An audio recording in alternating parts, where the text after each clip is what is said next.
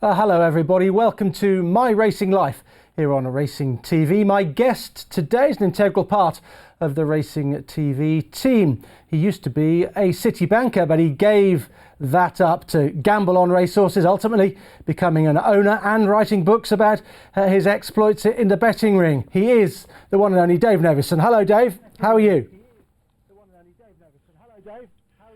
Yeah, very well, very well. Yeah, looking forward to doing something for once. It's been a while. I think I've watched every episode of Poirot on ITV3. Now I'm on to Endeavour, various other ancient box sets, but no, I'm really looking forward to this. Yeah, it's always nice to look back, Dave. Let's start by discussing why you got into racing. Where did the interest come from? Well, I sort of had no choice, not because of my upbringing as such, but I was dropped off every morning before school to go and sit with my granddad, who looked after me when my mum went to work. My granddad had a heart attack when he was 40, excessive living. I don't know whether I caught up those genes, but he used to sit me on his lap with the Sporting Life, and I can remember horses from the late 60s. So I've actually, on some of the clips that I've done, I'm actually 10 years into my my habit. So yeah, I certainly don't come from a horsey background. And my granddad, although he had a fantastic interest, I don't think his punting elevated the economic status of the family for the years that he was around. But he certainly taught me a few things. Yeah, I mentioned in the intro there that you worked in the city as a city banker, but whilst you were doing that, were you punting on horses? Oh God, well, I was punting on horses from school. Yeah, from I used to wait for older lads to outside the bookies in Nursery Lane in Halifax, and get someone to put my bets on. And then when I was just old enough to sneak in, I used to hide behind the till and listen to the Extel commentaries. So no, unfortunately, I've been a delinquent since the age of 9 or 10. And what horses are prominent in your memory from a long time ago? What horses really influenced you? Well, I mean, look, I've got absolute favourites. I mean, I've got to say that quite often in sporting events, racers don't live up to their billing, but 1975, the race of the century, Grundy versus Bustino. I mean, I could watch that race 1,000 times. I still want Bustino to win, just as in with Red Rum and Crisp. I still want Crisp to win. But I mean, when you're around in those times, and to me they are the two defining races of the 70s. I never ever get bored of them, and it's 45 years on. But then my favourite horse probably of all time is Tingle Creek. I mean, I only ever saw him once at Wetherby when he got beat under 12 stone 7. It seems to be fashionable to run horses in handicaps at some of the lesser courses, or maybe those races were more important because he used to run at Stratford as well. But he was famous at Sandown, and I've seen some of the videos and some from memory, seeing him seemingly way outside the wings, just taking off. It was just, and he was a big flashy chestnut, white feet, white face, and also he wore his heart on his sleeve. He was a front runner, so I used to bang my head on my pillow saying Super Tingle, Super Tingle, Super Tingle Creek. So that's how bad it was to get myself to sleep. Brilliant stuff. Dave, that is the first horse we're going to talk about in some detail in a moment or two.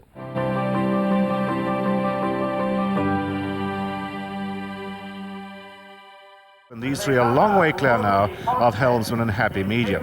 At the third last, Tingle Creek up and over for first, and Spanish Steps has now taken second off Osbaldeston, running towards the home turn now. with just about a furlong and a half to run. David Mole permits himself a look over his left shoulder. He likes what he sees, which is Spanish Steps just toiling a bit now, and the lead still about 5 lengths. 1 to jump, and it's Tingle Creek in the lead, having made all the running so far. Spanish Steps is second. He's the only danger. Osbaldston's got no chance unless the first 2 fall. This is the final fence now. Tingle Creek, a terrific leap. He threw a big one there. It's Tingle Creek coming away now with David Mole well clear of Spanish Steps, running a good race though in second. The trip too short for him, but coming up towards the line. The cheers ring out for Tingle Creek, the American horse who wins the race now. Spanish Steps crosses the line now in second, waiting for Osbaldston, who's going to be caught by Helmsman. Helmsman coming with a terrific run close. Tingle Creek winning the pattern chase at Sandown. He ran in that race 6 times. He won it 3 times, and he was second on 3 occasions as well. And, well, quite simply, Dave, he absolutely loved Sandown. Oh, absolutely. I think he held the course record, maybe even until into this century. He might still hold it now for all I know, but I don't think he does. But he was just absolutely fabulous round Sandown. And we heard horses mentioned there as well. Other favourite, Spanish Steps, was he placed in 2 or 3 Grand Nationals? He's always mentioned in all the old commentaries. I'm sure he was placed in at least 2. I remember Osbaldston used to be one of Fred Winter's that used to run on the firm ground in the days that there weren't summer jumping. He stayed around for a long time as well. I vaguely remember Helmsman, but Tingle Creek, he was just, to be a front runner, to carry the weights that he was carrying, he was just absolutely fabulous. But Sandown was the place, but I was living in Halifax at the time, so I was never going to get a chance to see him in those days, but watching him on the telly was absolutely brilliant. It was his jumping that was so spectacular. That Sandown's a tricky course to jump round, and he was absolutely brilliant round there because he never missed a fence at all. If you go back and look at the footage of lots of his wins, he hardly puts in a short stride. He always gets his fences right. Yeah, he ate the fences, and the thing is, he'd just take 2 lengths. So when his stamina was running out up the hill, which it often was, he'd got so far in front that even the very best horses were never going to get to him. I remember I got quite upset when he got beat, and he did get beat quite often, always at Cheltenham. He couldn't handle Cheltenham at all. But another fantastic horse from that time, you probably just remember Pendle, perhaps, but Pendle came back from an injury, and there was a match race at Kempton for his comeback, and I think I must have had all my milk round money, all my paper round money on Tingle Creek, because it was over 2 miles, and I just could not believe that Pendle beat him, but I think it was the course, and also Pendle was one of the absolute greats. Maybe Tingle Creek wasn't that good, but I think if that race had been run at Sandown, he'd have beaten him. But if you want something that is going to get you into jump racing, just watch a clip of Tingle Creek jumping, and imagine being a sort of 11, 12-year-old schoolboy thinking this is absolutely unbelievable. And the colours and everything. He had the light blue and royal blue colour. Everything about him looked absolutely fantastic the way he moved. Yeah, he was very flashy, wasn't he? You must have thought as a young lad he was a licence to print money when he was running at Sandown over 2 miles. Well, yeah, definitely. But I remember crying. I think it must have been a bank holiday Monday, and the whole family used to go on a coach from Halifax Town Centre to Wetherby Races, and he went. And obviously, Tingle Creek was running, and I just could not have him beat. It was a small. I think he might have even had 12 stone 10 on his back that day. But whatever, he still wasn't going to get beat in my book. But he had a massive off day and couldn't come up that what I think is quite a punishing hill at Wetherby, and he didn't even come in the frame. And I was in tears. I just could not believe it. He must have been absolutely gutted. So I did lose a few quid on him as well. Yeah, well, absolutely, yeah. It makes it worse if you lose a few quid. Tingle Creek then, happy memories of him. He retired in 1978, of course, and Steve Smith-Eccles famously was one of the 3 jockeys who rode that brilliant chase. So we're going to move on to Dave's second selection now, horse trained by Vic Sohn, My Best Valentine. Dashing Blue is making good progress over on the far side. Dashing Blue and Frankie Dettori on the far side. On the near side, Coastal Bluff and Dane Time from Coastal Bluff on the far side. Dashing Blue, here comes My Best Valentine with a great run in the centre, but it's Dane Time on the near side. My Best Valentine in the centre, Dashing Blue on the far side as they come to the line. It's a photo between Dane Time, My Best Valentine and Dashing Blue, with Faraway Lass back in fourth. A photo at the end of this 1997 Vodafone. Yeah, the Stewards Cup in 1997. Flashing home on the far side, winning his group. My Best Valentine couldn't quite get to Dane Time. Now, Dave, why have you included My Best Valentine? It was an agonising defeat. Hope you're on each way. I wasn't on each way. Now you mention it. So this is one of those stories. I think the losing stories are actually more interesting than the wins. And yeah, to say there was character building. But anyway, so let's go back a bit. I was full time by this stage, and I'd done a few quid on My Best Valentine over the years, over a couple of seasons. He was trained by John White, and he was quite a good southern switchback track sprinter. But he had one way of being ridden, and that was to come through late and being delivered on the line. And nearly always he didn't get there. But the other thing is he was an absolutely magnificent looking horse. He looked as though he should be a champion sire. He was absolutely fabulous. He looked as though he should be more than a 94 rated handicapper, I think he was. But anyway, he went, I don't know quite why he went from John White to Vic Sohn, who had just gone on his own after being assistant trainer to Peter Harris for quite some time. He used to be second jockey to John Frankham at Fred Winters, so he was never going to get the breaks then. But then he went assistant trainer, then he went trainer. And it was Eclipse Day at Sandown. It was the day that Bosrajam got beat by Pilsudski. Most punters were fed up with that. But in the last race, next to last race it was, he was 20-1 on his first run for Vic Sohn. And as usual, he looked brilliant in the paddock. And I just thought, well, I've got to back him because I've been backing him all the time. And it just might be that the change of stable wins it. Anyway, he won that race 2.5, 3 lengths easily. So clearly the change of scenery had stopped him. So I said to my mate, on the train home, I said, we've definitely seen the Stewards Cup winner there. That is absolutely correct, because I think he'd run well at Goodwood in the past. He was 16 or 14-1 in the tote. So I managed to get 200 quid on him at 16s. And then by that time I was struggling to get on under my own name. So I kept doing these ridiculous doubles with My Best Valentine, or trebles or whatever, with My Best Valentine as the last leg in the Stewards Cup. Anyway, I copped a 33-1 shot. So I ended up having 4.5 grand running onto My Best Valentine, a bigger price than 10s, I think it was. And I was absolutely convinced he was gonna win, that he was gonna improve and show what type of caliber he was. So went to Goodwood, everything was right for him. I remember a mate saying, you're going to come and look at the paddock. And I remember saying, what's the point of me going to the paddock? I know he's going to look the best in there. And if I see him looking any better, I'll only have more on him.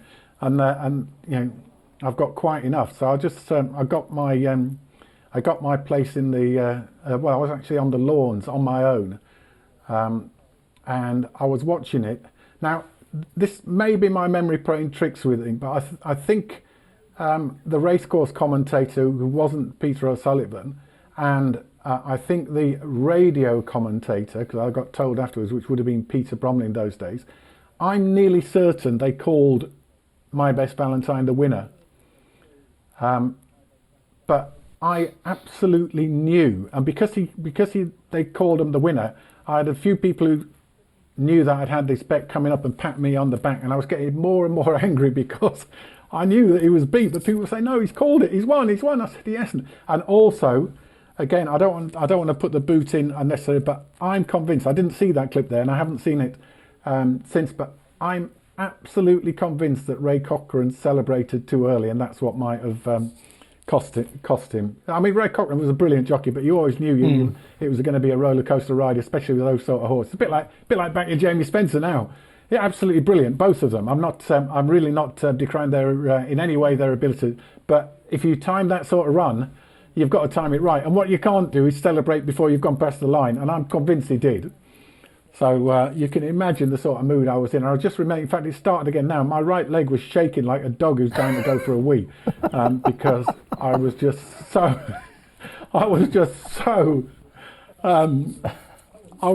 convinced that he got beaten. Everyone around me was telling me I'd won, and that's just what you don't want to hear.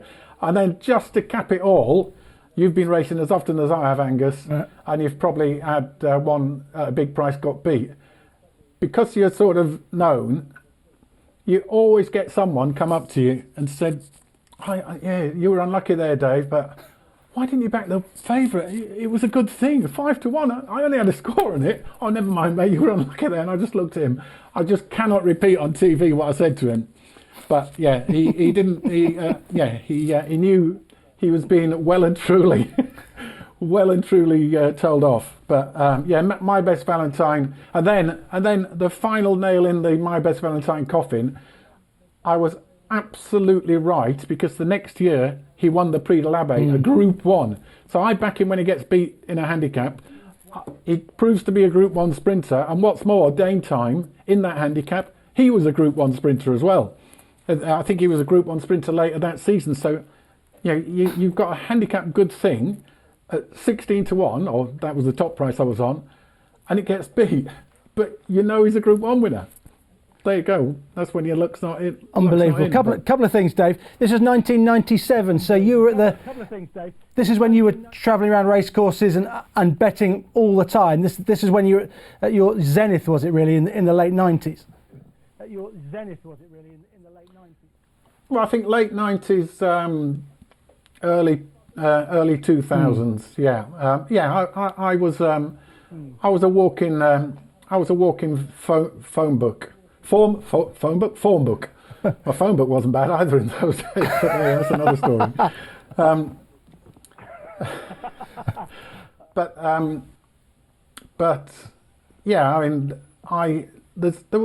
I think, I'm not bragging, and it's certainly not the case nowadays, but there was nothing I didn't know.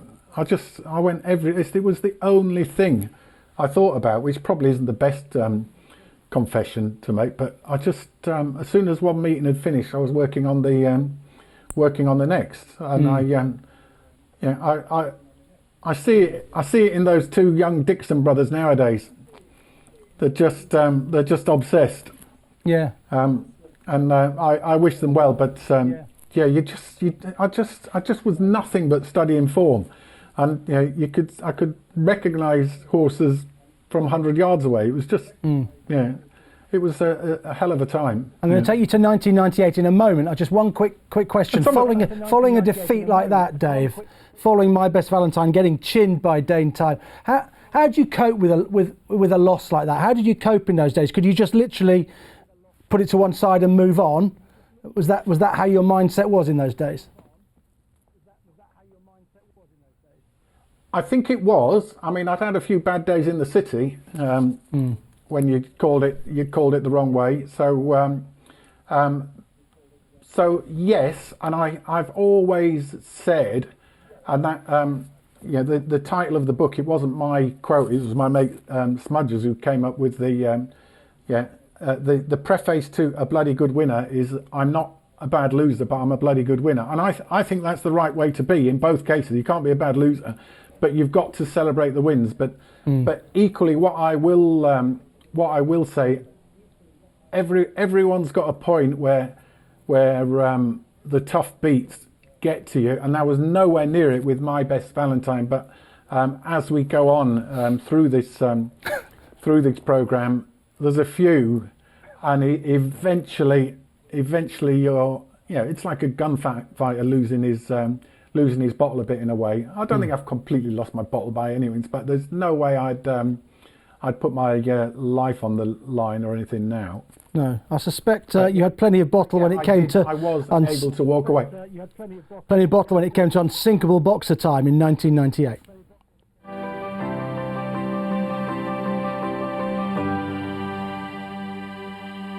The light blue colours on the right of the picture to lead the field as they take the second last, and it's gone clear by 3 lengths.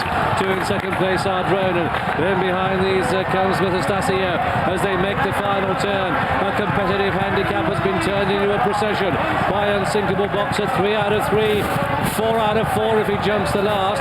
Staying on in blue and white Metastasio. Behind that one are Dronen. That's the last.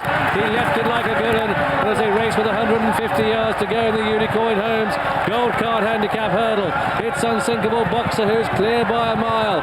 Staying on into second place is Tompitu, who's with a runner but up towards the line. This goes to Unsinkable Boxer, and Tony McCoy has never been more confident. Tompitu is second, a splendid run in third, and Metastasio home in fourth.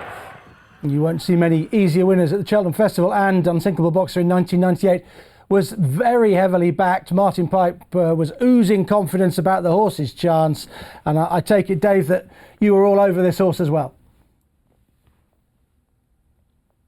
Yeah, but the thing is, again, the story goes back. Unsinkable Boxer ran for the first time for Martin Pipe. I'm 99.9% convinced it was at Plumpton, and he was off a mark of 94. And as you can imagine, given how good he was, he absolutely bolted up. It wasn't exactly the biggest secret in the world. Martin Pipe, first time out for the stable in a handicap at Plumpton. So I think he was 5-4 favourite or something like that. But look, he looked like a certainty in the paddock and won like a certainty. And I remember saying to anyone who wanted to listen that that horse would win a handicap at Cheltenham, i.e. the Coral Cup or the Pertemps. He ran 2 or 3 times afterwards at ridiculous short prices in a handicap. And I remember I was doing a tissue still every day, every race every day, even at the Cheltenham Festival. And I remember for that handicap, I think he went off 9-2 or 7-2 or something, which was you'd think is a ludicrously short price for a horse in a race, a 25 runner handicap hurdle. I remember putting him in at 4-11 on my tissue. There was nothing that was going to beat him, absolutely nothing. And there was never ever a moment in that race. I mean, I've been asked, I don't know whether I'm spoiling the format here to give a jockey and a trainer, but the Martin Pipe, the trainer, is throughout my time, he's been the dominant, most influential. Firstly with Peter Scudamore, but then with AP, and winning races like that is not what AP's famous for. He's obviously famous for getting lost causes, and Wichita Lineman obviously springs to mind. But when you've got the best jockey on a horse that was in my view 2 stone superior to his rivals, it was just, I mean, I've got an expression. I think I got this first off Eddie Fremantle, but I use it all the time. I'm sure he does. You always get someone who, like that bloke who came up to me back daytime, said I only had 20 quid on. I wish I'd have had more on. You just feel like saying, well, you're the moron. And that's how, because there wasn't enough money in the world for me to want to have on Unsinkable Boxer. But yeah, one thing about this game that you will never ever get tired of is when, and it's probably why you want to do it, is when you get one right and it goes like absolute clockwork, then like that in a big race, there is just no better feeling. I know Mick Fitzgerald got into a lot of trouble, but I'm probably nearly past that age anyway now, but it is better than anything. I've just checked the price, Dave. 5-2 favourite Unsinkable Boxer went off. 5-2. What fancy prices did you get? Oh, I don't think he was ever big because at that time Pipe and McCoy were riding high, but I think I was on at about 11-2, maybe. It was a very, very good payday and one of the easiest there's ever been. It was a fabulous day, and I was on at the right price. But, Has the Cheltenham Festival always been important to you in terms of punting? Well, yes, it's been very important. I've had some fantastic times, and some recently. I remember Mike Dillon laid me 8-1 about Best Mate after Best Mate had won his first. I was watching him get unsaddled, and I took 8-1 about him winning the year after. So that was a nice one. There have been several others, but I do think now that the Cheltenham Festival, I think the handicaps are absolutely impossible for the normal punters, especially with the absolute resurgence of the Irish yards. Yeah, Elliott and Mullins, and they are so good at laying one eye. I'm not saying there's anything nefarious going on, because the racing is so competitive now at Cheltenham that if you pull one, then you're not going to get in the weights. They've got to be shown. But there are horses that will be running in Gold Cups and Champion Hurdles a few years ago that are running off 10 stone 12 in handicaps at Cheltenham nowadays, and invariably they're 8-9-1 the field until the move comes, and by that time you've missed the price if you're like me and you're not in on it. So I think it's much harder now, the handicaps, and also since it was 4 days, pray God it never goes 5 days. The championship races, you quite often get a short price favourite, which might well win, but it's not really my style in going for them. So I think it's changed, and I would love to have another massive touch in a handicap at Cheltenham. I think to know nowadays a bit more than in the paper. Yeah, you're just breaking up a little bit, Dave, I'm afraid. We are going to move on to your time as an owner and at Rising Cross in a moment or two, but we'll just have a break, and hopefully you'll come back loud and clear in a moment.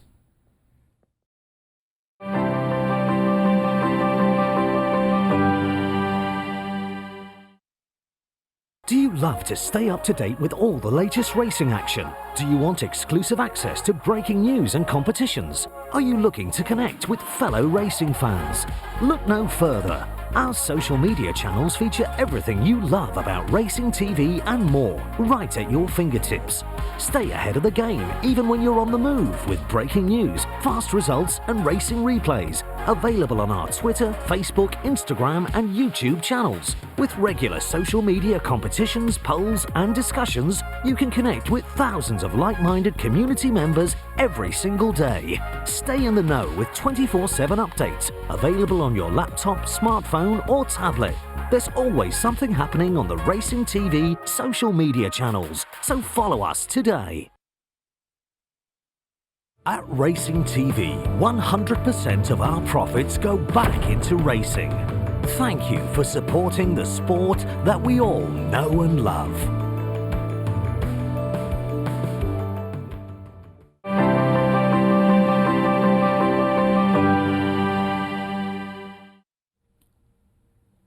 Welcome back, everybody. Dave Nevison's Racing Life is what we are talking about in the programme today, and we're moving from Unsinkable Boxer to Rising Cross, who Dave was part of the ownership of this filly who ran so brilliantly in the Oaks to be second. Speciosa still defying them, but here come the challengers. Time on the outside. Royalma, short skirt, Wheeler in behind. They're followed then by Rising Cross as they race up the home straight now towards the 2 furlong marker. Speciosa, she's still finding more. She's a half in front of Time on. Here's Alexandrova from the clouds, right down the outside from Rising Cross. Alexandrova sprints into the lead with a furlong to go now. Rising Cross stumbled, almost came down. Then Speciosa, but Alexandrova is home. It's another win in the Oaks for Kieran Fallon, Aidan O'Brien and the Magna combination as Alexandrova wins it well. Second is Rising Cross. Tight third there, short skirt and Speciosa. Alexandrova winning the Oaks in 2006, but Dave was watching 4 or 5 lengths behind that as his Rising Cross ran a brilliant race into second place. What was that like, Dave? Well, it doesn't get any better. Well, I suppose winning could have done, would have made it better. But could have done, I mean, Rising Cross was just a freak. I'll the parts that I played in it certainly weren't the buying it. In fact, I was down at John Best's when it arrived over from Ireland. It was David Minton and Anthony Bromley who bought it, and I really honestly thought they'd stitched us up because she was that small. She was just tiny. I remember my jaw hit the floor thinking, what on earth? And I remember David Minton telling me and John on speakerphone that she was a lovely walker when he saw her. I just thought, bloody hell. Yeah, I mean, she was quite something. And we tried desperately to sell her on as a yearling, and only, it was fortuitous at the end. The Heading for the Rocks partnership, as they were known, were three lads who were buying their first share in a horse, and they were the only bites that we got, and I was basically left with half of her, and I turned out to be a fantastic stroke of luck because she won, I think, at Beverley first. She was an absolute certainty that day. I backed her at 2-1. Then she went to Newmarket, an evening meeting, 3-horse race it was, conditions race, and I think Henry Cecil had one, Michael Stout had apparently the Guineas winner in there. We were 10-1 outsider of 3. She won that, which didn't come as a massive surprise to us. Then she ran really well at Goodwood, and then we tried to sell her at the Horses in Training sale, but we put a 75 grand reserve. I know she never got that, so we had to take her back in training. Then first time out, I was at Newmarket on Guineas Day, and she won the fillies classic trial, or dead heated, at Goodwood, and it looked like being a bad year in the Oaks. So I turned around to the lads, who were, well, as far as I know, they weren't rich lads at all, and said, we've got to pay the 30 grand and supplement this for the Oaks. And they did. They agreed to do it, which I didn't know whether they do. Anyway, she was 100-1 at the time. I think her SP was 50-1. But I said, and we'll get the money back by backing her each way, because I just don't really see. I knew Alexander Drover was going to win it, but I thought she was entitled to be placed. But I mean, she was just brilliant. I mean, she just never knew when she was beat. She might not have had the class. Although after we sold her, she won the Park Hill, so she come third, and she was third in the Irish Oaks. So, of her generation, she was entitled to be regarded as the second or third best filly around. And you know, if George Baker rode her, it was comical watching her in the paddock in the Oaks when he got on. I'm convinced that's why she stumbled and cost her the race in the Oaks, because it was George's foot that hit the ground rather than hers. So I mean, it was just he was the tallest jockey, and she was the smallest horse, and it looked like something out of a cartoon. And I'm sure a lot of people were laughing at us, but they weren't laughing after the race. No, absolutely not. She ran a tremendous race. Was your heart in your mouth a little bit with that stumble? It was about the sort of the furlong pole she stumbled, and she was just angled outside Alexandrova. Yeah, there was just a tenth of a second when you thought, oh my God, she's going to go past. And then, but it always goes to those that need it, doesn't it? The Magniers and O'Briens and Fallons, yeah. So, no, well done them. But it would have been, my life might have been different if that had won. Yeah, you haven't really gone on to get even more involved in racehorse ownership since then, have you? I started having too many kids in school. Yeah. Expensive divorce didn't probably help either. No. So, yeah, if it ever came to you, you'd know, Angus. So I don't wish that on anyone. Fair enough. We'll take that advice, Nev. We'll take that advice. Talking about Rising Cross, we should mention. We should talk about John. When I'm go on. Talking about Rising Go on. Cross, we should talk about John. Go on. no, you go. Okay, thanks, Dave. John Best trained Rising Cross, also trained Kingsgate Native as a horse you wanted to look at.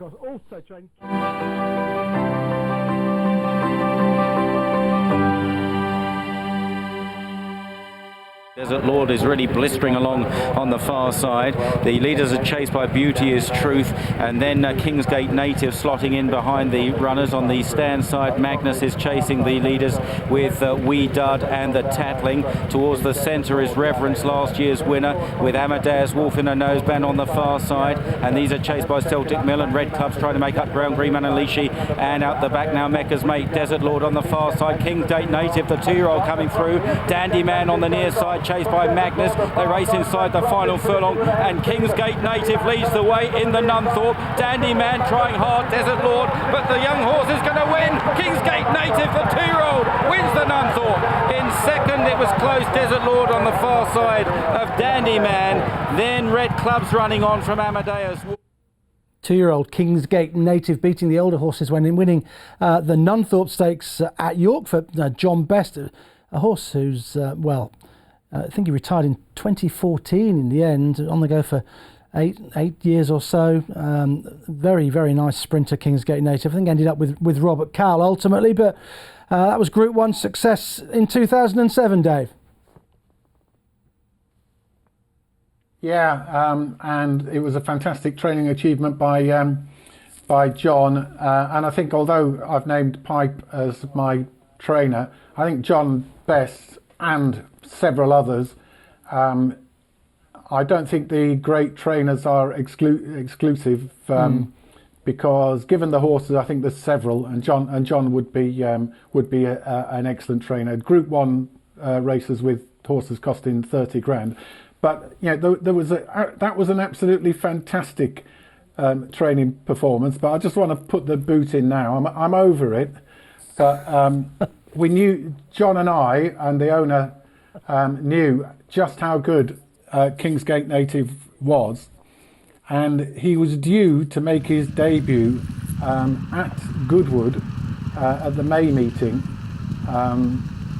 in I think it was a conditions event, what used to be what are now the novice events.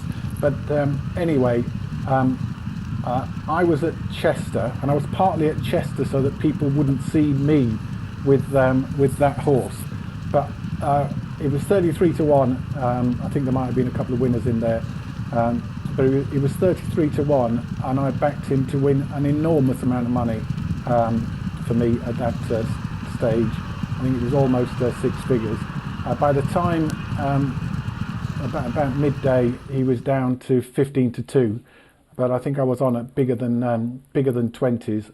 And I knew it was an absolute certainty. And then my phone went and it was John. I was assuming that he was just going to tell me that everything was okay. And he said, we might have a bit of a problem. In fact, we have got a bit of a problem because for whatever reasons, the horse's passport was wrong. His vaccinations weren't up to date or something, or hadn't been entered correctly.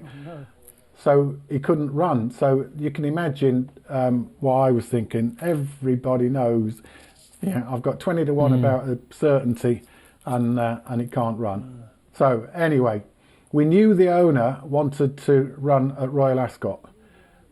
So there was another race, a good maiden at York, which I'm presuming must have been the Dante meeting. So anyway, that's always a hot race, but we knew that he was top class. So again, I think he was 20s and he was into 14s. And then at 10 o'clock in the morning, they abandoned the race because it was waterlogged. The heavens opened, so we missed out then. And then it was Royal Ascot. So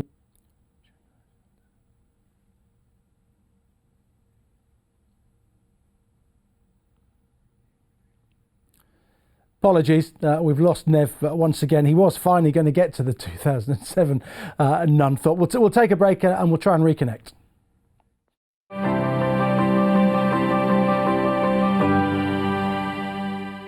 Hi, I'm here with the dual Ascot Gold Cup winner, Stradivarius. On behalf of us, we'd like to say thanks to the NHS for doing a sterling job, especially our local hospital, the Newmarket, the Royal Suffolk in Bury, and Addenbrooke's in Cambridge. Keep up the good work, take care, and thank you again. Well, here is Enable in Newmarket. Here we are to thank you all in the NHS for your valiant and brave work in the face of a sinister disease. Thank you specifically to Addenbrooke's Hospital in Cambridge, and of course to the West Suffolk and Bury St Edmunds, our local hospital, and our own hospital here in Newmarket, which is a centre for testing. Thank you for everything that you're doing, and Enable is very proud of her new sheet with the heart sign with the NHS on it.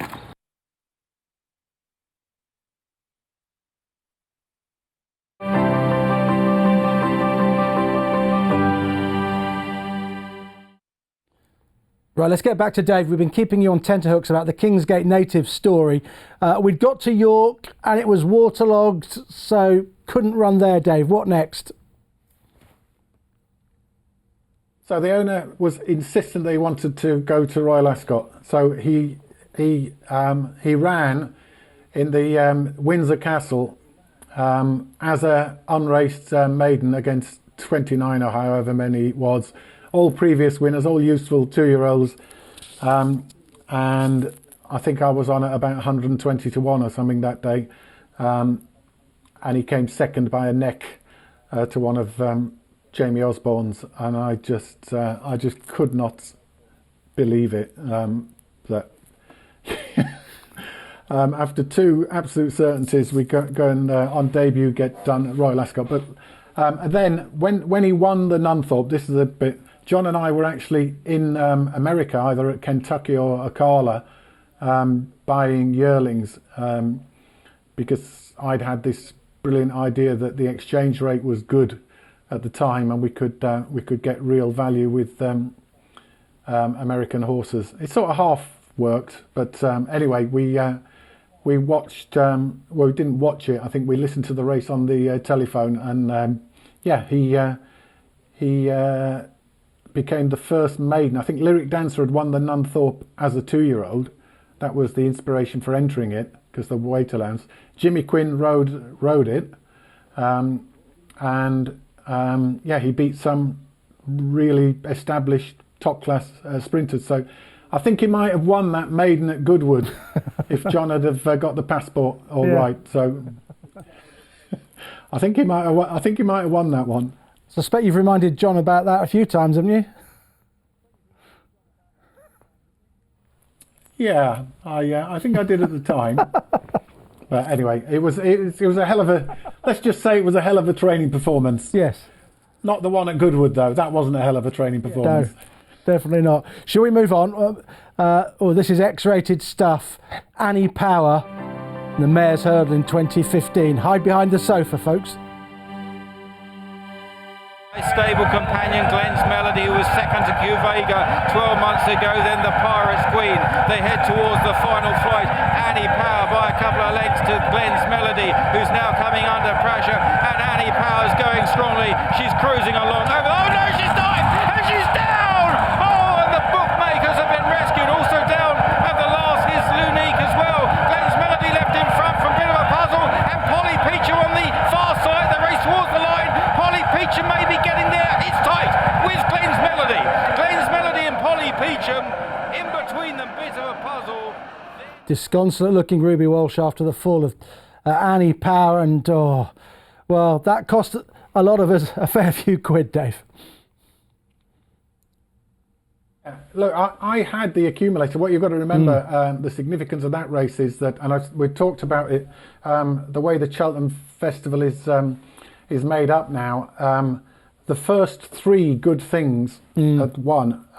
Rich Ritchie and Willie Mullins had cleaned up, but for a couple of weeks it became apparent that there were going to be 4 good things on the first day at Cheltenham, and everybody had the ACCA. You heard stories of people having 100 to 1 accumulators. Most of it as had got sort of 16 to 1 accumulators. I had it. It was by no means the most significant bet, but in my role for Racing UK as it was then, TV as it was now in the betting ring, I'll never ever see the likes of it. I had so many people coming up to me before, showing me their phones with their cash out, and although ultimately it cost them, I just said, why do you want to cash out? Do you think she's going to win? And I remember saying, just you've got to live like a lion. You have every day to live like a sheep. This is the chance for the punters, and the numbers get bigger every time you read it. Firstly it was going to cost 50 million, the bookmakers, then it was 150, 200 million. You heard countless numbers, but it was just the atmosphere, and people might have expected the bookies to be punching the air. They absolutely weren't. Everyone couldn't believe it, and then the conspiracy theory started that Ruby had wrestled it to the ground, that he'd been paid by Ladbrokes or whatever. I mean, it was all absolute cobblers, but I remember watching it it's not often the commentators stop when one finishes, but I don't think the commentator could believe, was it Barty? I can't remember, but no one could believe what had happened, and it was just 50, 60,000 people in absolute stunned silence. And I hope I get to be there in the betting ring at Cheltenham when there's another David and Goliath story, and I hope that David gets it this time and the last leg comes up. But I don't think I'll ever see something as impactful as that fall. I mean, you relive the moment, and you sort of almost watching the video thinking, oh, she'll get over this time, but obviously she never does. But Annie Power, and again, how superior was she? I mean, she'd already won that race, but she went on to win the champion hurdle as well. She was just completely different gravy. Yeah, she was going so fast coming down to that hurdle because Ruby had just asked her to go, and she was going so fast at the hurdle that I think that's what did her in really. But I don't know, it would have made a day for a lot of punters. I think our producer today, John, I think he was on the Acker. I think loads of people were. Yeah, well, I was in a small way, but it's almost as if you had. It's almost as if you had to be on it because you didn't want to miss out. It was a massive fear of missing out, and they were all. I can't remember what the other ones were, but they were all good. Was Fahim there? Was that the year that Fahim won his champion hurdle? I honestly can't remember the other three, but they'd all won in great style. Yeah. Deary me. But it was great to be part of it, even though I represented the losing end. Yeah, I did as well. I'm afraid I thought she was an absolute certainty. Now, a lot of people thought that Enable was an absolute certainty to win the Prix de l'Arc de Triomphe, to win her third arc in 2019. But she was undone by this horse, Waldgeist, trained by Andre Fabre and ridden by that man Pierre-Charles Boudot. Angled to the outside, he gathered momentum and came home with a surge to catch Enable, who had quickened clear just before 2 out. And this is the other side of the coin for you, Dave. Yeah, it is. I've very much changed my style of betting. I told you that I don't have the capacity to be like the Dixons now. I can't just consume it. So I've generally started. Basically, I lose nearly every week because I have each way accumulators nearly every day, but especially on the big days. And I'm just hoping one day that it's going to be the million, and that'll be me. That'll be me done. This wasn't by any means the million, but I've just put this horse in just to prove that I've still got it to some extent, because he was the last leg of an accumulator, and I was supposed to be in Paris with my dad and his best friend for their 80th birthdays. I'm so glad they didn't come because it would have been too much. But so I went to Longchamp with members of my family who aren't interested in racing. They took their tickets on the Eurostar. They didn't want to go, but we turned up 5 minutes before the arc and left 5 minutes afterwards. But I must have been the only one at the track who realised that as soon as Enable hit the front, it was beat. I could just tell that Waldgeist was going to outstay her.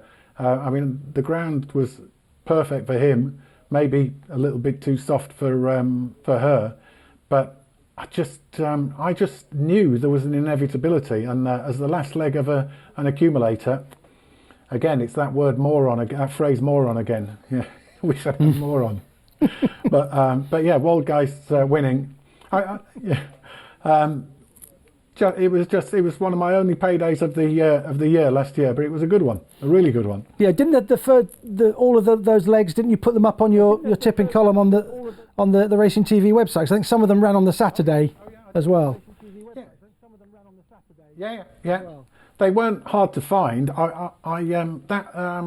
There's the day at Newmarket, the Saturday before the Arc, and at Redcar, where there's this 2-year-old sales races, and they're always massive fields, and there's usually 2 or 3 horses that can win. And this year, I just thought the favourites were a good thing, and the favourites got home narrowly in both of those. I'd seen a horse of Richard Fahey's filly that won the first race at Newmarket around about 7-2. So I was, and then what's that horse beginning with K of David Barron's that keeps getting beat, but then he finally won at 2-1 in a handicap. And then there was Michael Dodds's Sprinter in the last race in the red colours with the white and red cap. But anyway, the combination of those horses meant that I had a nice few quid going on to Waldgeist, and to be honest, I never thought he was going to get beat. But yes, I did put them on the blog, so I didn't keep them to myself. But they were easy enough to find. Yeah. You weren't tempted to hit cash out, were you?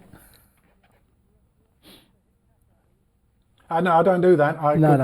I could spend a whole programme telling people why you should never ever do it. Yeah, that's pretty dull stuff. No, I remember you telling me a good few weeks before the Arc, before you wrote those columns on the website, that Waldgeist would go really well in the race. You really fancied him. Yeah, well, I did it run third in the King George again for the second time. And then I backed it at 33-1 just after that race. Only very, very small, because I don't really massively play anti-post nowadays. I'm definitely of the view that the value is actually on the morning of the race rather than anti-post. Yeah, well, especially if you want to go each way because of all the extra place offers that you can get. And they can often drift, can't they? I think that's the lesson we've learnt about Cheltenham, isn't it? Yeah, the landscape's always changing, isn't it? Yeah, definitely. Let's have a look now at your favourite trainer and jockey. We'll start with your favourite trainer.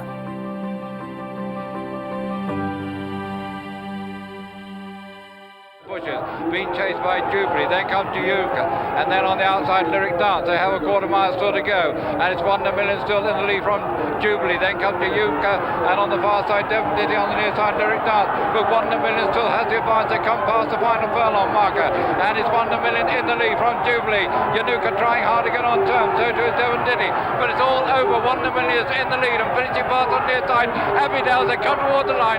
Wonder Million is the winner from Abbeydale. Yanuka, Topsy finishes fourth in front of Devon Diddy. Jubilee comes next, then comes Fantasia, and the last one over the line. Well, one of many, many winners for the late, great Sir Henry Cecil. That was a long time ago, 1979. The 1,000 guineas won by 1 in a million. Why Sir Henry then, Dave? Presumably backing his horses has been good to you over the years, but he was a brilliant trainer. I think it's that I'm always attracted to sort of maverick types. So we demonstrated it with Tingle Creek. And Henry Cecil, he clearly just had the feel for it. You hear, I don't think there were many slide rules and charts on his walls. He was an intuitive genius, I think, and in no way is that overused. And he just went on, and he had that period when he was down and Sheikh Mohammed left him and various other people left him, and then he came back and had Frankel. But the reason I chose 1 in a million was for so many things. She was the winter anti-post favourite for the 1,000 guineas.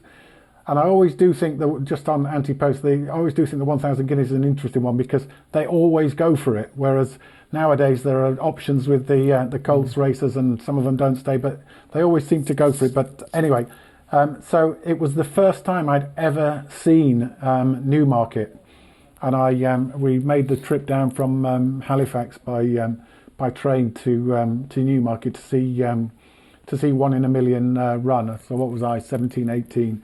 I think she was about even money. I'm pretty certain she was Helena Springfield with the black colours with the white dots, and I quite liked. I didn't have a clue what Helena Springfield was, but I liked the name of the owner, and I loved the colours. And I just thought she was absolutely brilliant and a good thing, and so she proved. But it was just everything about the day. I'd been to my first classic. When I'd been to Doncaster before then, I'd been to my first visit to Newmarket Rowley Mile, backed the winner of the 1,000 guineas, and it was it was just an absolutely fabulous day. And it was Henry Cecil who trained it. Yeah. Brilliant trainer, Sir Henry Cecil, fantastic man as well. What about jockey? Well, it was an easy choice for Dave. This fella, Lester Piggott. Tierra Fuego tries to run on the outside, so too is Oates, and Wallow's under pressure, and so they have 2 furlongs still to run, and it's Relkino and Joe Mercer in the lead now from Battige, and then comes Ombre in 3rd place, Oates is 4th, then comes Hawkesbury, and Wallow making a tremendous hard work of it, but he's not going to get to them because they've now come towards the final furlong, and it's Lester Piggott on Ombre now takes up from Relkino, then comes Overton on the far side Battige, they've got about 150 yards to go, and it's Lester Piggott, he's done it again on Ombre, they come up towards the line, Ombre wins the derby from Relkino, Oates, Hawkesbury, Wallow in 5th, then comes Battige, followed over by No Turn, then comes Smuggler, Donestic, Radetzky, Tierra Fuego, Norfolk Il Padrone, and the last one across the line. Omfrey winning the Epsom Derby, 1976. My favourite race of the Derby.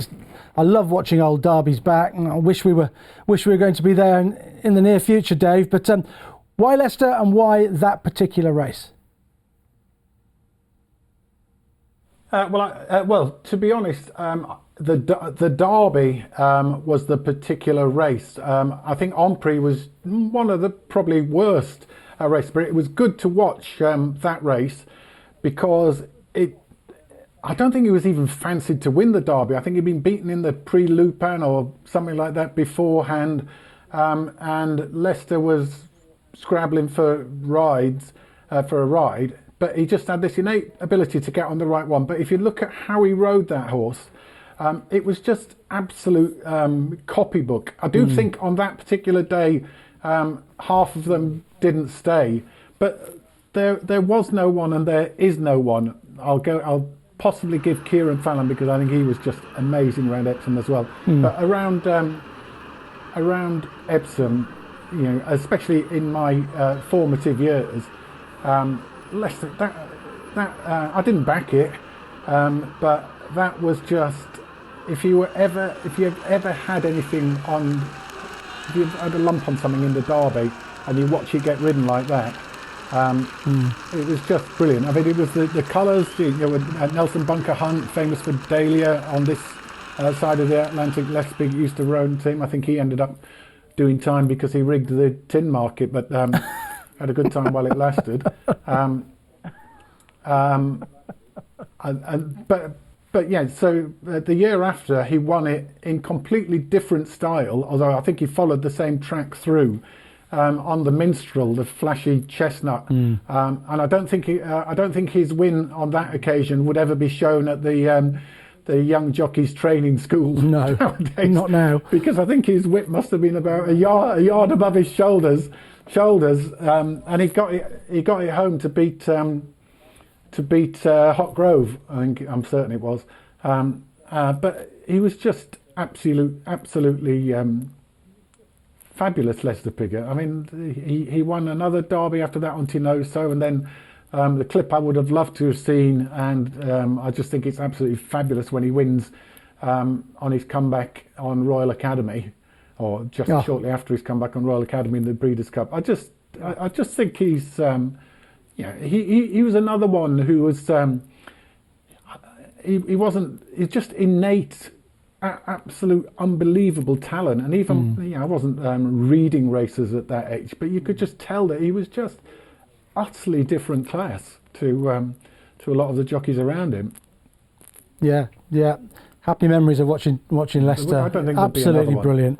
That Royal Academy race, the commentary on that is sensational. If you get a chance to watch that back in winning the Breeders' Cup Mile on Royal Academy, that is absolutely sensational. Dave, we have run out of time. Thank you very much indeed for sharing your racing life with us, and good luck for the rest of lockdown. I hope you'll find a box set you haven't seen already. Yeah, I hope so. I'm going to watch a couple of the races that we've been speaking about. So, 'cause I haven't seen them while I've been watching them, but no, it's been absolutely brilliant. Really enjoyed it. Good stuff, Dave. Thank you very much indeed for being my guest on My Racing Life. Thank you for watching. See you again soon. Bye-bye.